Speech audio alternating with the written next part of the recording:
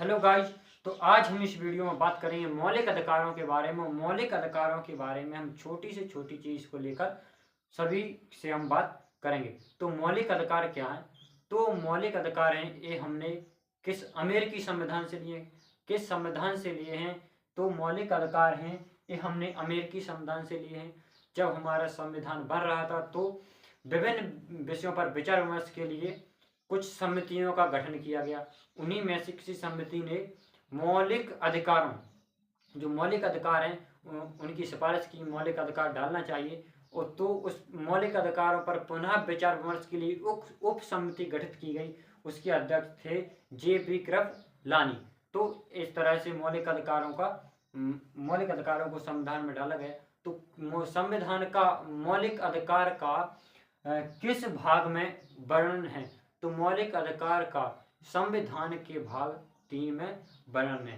Paper में यदि आ जाए कि मौलिक अधिकार का किस भाग में वर्णन है, तो मौलिक अधिकार का संविधान के भाग 3 में वर्णन है। संविधान के भाग 3 को मैग्ना कार्टा भी कहा जाता है। संविधान के भाग 3 को क्या बोला जाता है? Magna carta. कई बार परीक्षा में पूछा गया है कि संविधान के किस भाग को मैग्ना कार्टा कहा जाता है? तो ऑप्शन आएगा 1, 2, 3, 4। तो किस भाग को? संविधान के भाग 3 को मैग्ना कार्टा की संज्ञा दी गई है।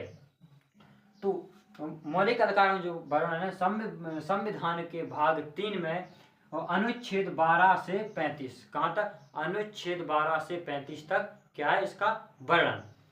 और ये निरपेक्ष, ये मौलिक अधिकार हैं, ये कैसे निरपेक्ष? क्योंकि निरपेक्ष इसलिए हैं क्योंकि इनमें कुछ प्रतिबंध भी है। इनमें जो अमेरिकी के मौलिक अधिकार हैं, वे अमेरिकी के मौलिक अधिकार हैं। अमेरिका का संविधान है, उसमें जो मौलिक अधिकार हैं वो है सापेक्ष। वहां के मौलिक अधिकारों में क्या है कि प्रतिबंध नहीं है। लेकिन हमारे यहाँ भारत के संविधान में जो मौलिक अधिकार हैं वे क्या है? निरपेक्ष मौलिक अधिकार। इसके बाद ये राज्य के विरुद्ध प्राप्त, मौलिक अधिकार हमें राज्य के विरुद्ध प्राप्त है। इसका मतलब एग्जाम्पल के तौर पर समझते हैं कि हमारा मौलिक अधिकार क्या? अनुच्छेद 22 यानी कि गिरफ्तारी व्यक्तियों के विषय में क्या मौलिक अधिकार है। तो यदि पुलिस हमें मनमानी हिरासत में ले लेती है, तो यदि हमें बिना कारण बताए हिरासत में ले लेती है, गैर कानूनी तरीके से यदि वो लेती है, तो उसके लिए भी रूल है। यदि वो किसी भी आधार पर लेती है तो 24 घंटे के अंदर उसे, जिस व्यक्ति को पुलिस ने हिरासत में लिया है, उसे मजिस्ट्रेट के सामने पेश करना पड़ेगा। यदि वह ऐसा नहीं करती है तो उसको अनुच्छेद 32 के तहत उच्चतम न्यायालय में वह व्यक्ति जा सकता है। और अनुच्छेद 226 के तहत उच्च न्यायालय में भी जा सकता है, जिस व्यक्ति को गिरफ्तार किया गया है वह। इसके बाद बात करें कि अबाध्य योग्य हैं। अबाध्य योग्य किस लिए? क्योंकि उच्चतम न्यायालय में इन मौलिक अधिकारों के हनन पर हम उच्चतम न्यायालय में जा सकते हैं, इसलिए क्या है? उच्चतम न्यायालय, उच्च न्यायालय में जा सकते हैं। तो ये अबाध्य योग्य हैं। ये हमें राज्य के विरुद्ध प्राप्त, हाँ ये तो हो गया, राज्य के विरुद्ध प्राप्त हैं। अब इसके बाद बात करते हैं कि ये मौलिक अधिकार हैं, ये क्या निलंबित हो सकते हैं, ये क्या प्रभावी हो सकते हैं? तो हाँ, अनुच्छेद 352 के अंतर्गत राष्ट्रीय आपातकाल यदि लग जाता है तो राष्ट्रीय आपातकाल,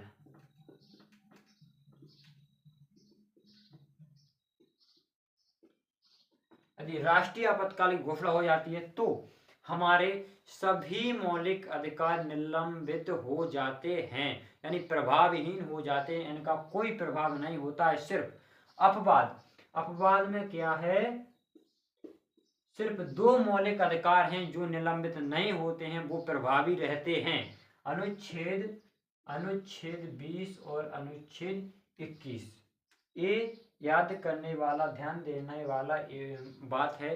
पेपर में कई बार पूछा भी जा चुका है, पूछा जा सकता है कि आपातकाल के दौरान ऐसे कौन से अनुच्छेद हैं जो निलंबित नहीं होते हैं या प्रभावहीन नहीं होते हैं, तो वे हैं अनुच्छेद 20 और 21।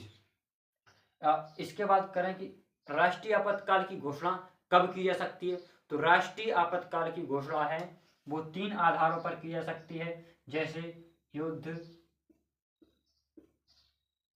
बाह्य आक्रमण,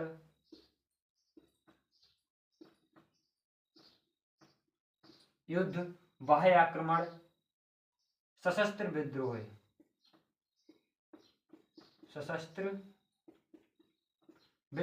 इन 3 आधारों पर आपातकाल की घोषणा की जा सकती है। युद्ध यानी किसी युद्ध हो जाए, युद्ध, बाह्य आक्रमण यानी कोई देश हम क्या कर दे, आक्रमण कर दे, तब आपातकाल की घोषणा की जा सकती है। या सशस्त्र विद्रोह का मतलब होता है आंतरिक अशांति, यानी कि भारत के किसी राज्य में विद्रोह हो जाए तो वहां पर क्या राष्ट्रपति का क्या कर सकता है, आपातकाल की घोषणा कर सकता है। तो आपातकाल की घोषणा हो जाती है तो ये सभी मौलिक अधिकार निलंबित हो जाते हैं। इसका सशस्त्र विद्रोह, इसके पहले इसका जो पहले का नाम था वो था आंतरिक अशांति। आंतरिक अशांति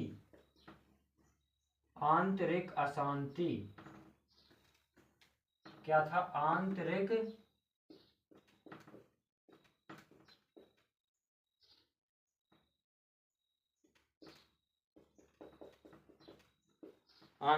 अशांति। तो आंतरिक अशांति, लेकिन इसे 44वें संविधान संशोधन 1972 के द्वारा इसे बोला गया सशक्त विद्रोह, इसका नाम बदलकर सशक्त विद्रोह रख दिया गया।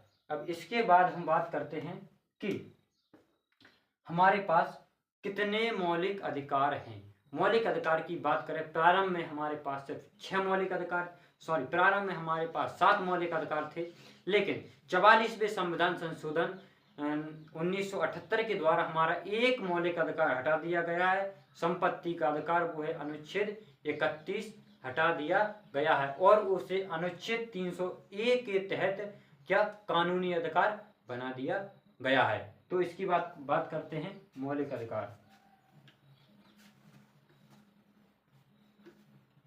और आगे एक और बात, जो मौलिक अधिकार का प्रारूप किसने तैयार किया था, तो मौलिक अधिकार का प्रारूप तैयार किया था जवाहरलाल नेहरू ने। किसने तैयार किया था, जवाहरलाल नेहरू ने। ये याद रखने वाली बात है।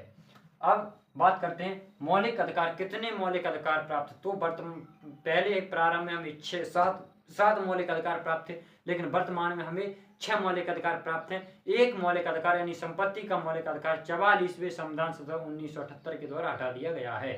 तो सिर्फ अब हमारे पास 6 मौलिक अधिकार हैं। तो 44वें संविधान संशोधन,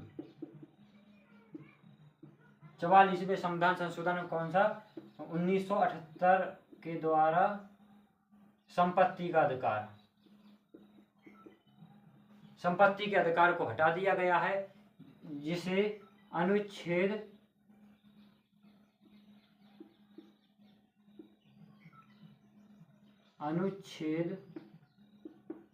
300 का के अंतर्गत कानूनी अधिकार बना दिया गया। क्या, कानूनी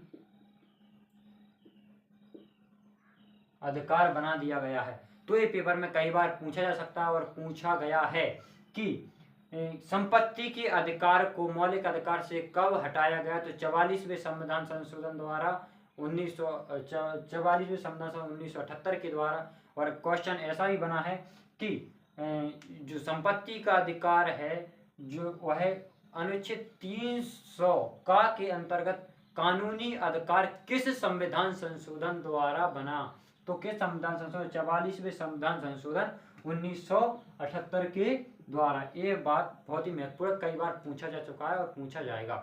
तो अब इसके बाद अभी 6 मौलिक अधिकार प्राप्त हैं हमारे क्या, 6 मौलिक अधिकार। 6 मौलिक अधिकार भी कौन कौन से, जल्दी फटाफट से देख लेते हैं। नंबर 1, पहले बात करते हैं समता या समानता का अधिकार।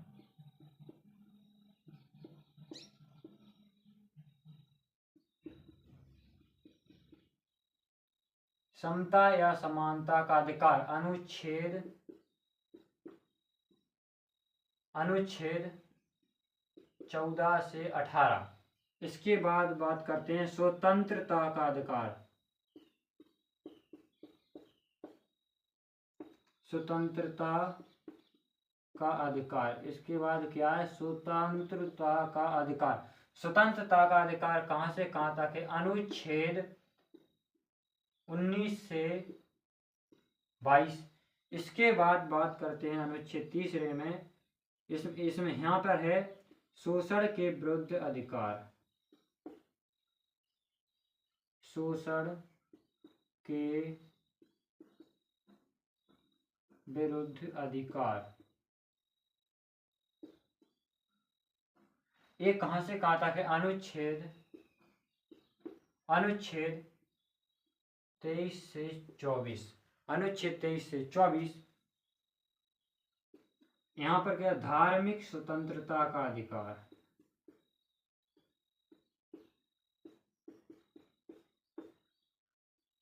धार्मिक स्वतंत्रता का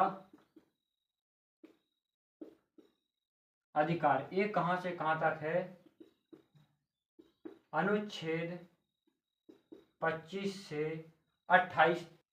इसके बाद है संस्कृति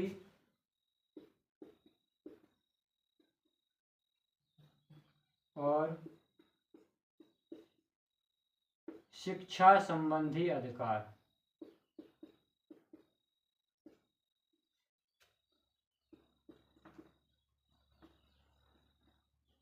कहां से कहां तक? अनुच्छेद, किस अनुच्छेद से क्या तक? 29 से 30। इसके बाद संवैधानिक उपचारों का अधिकार।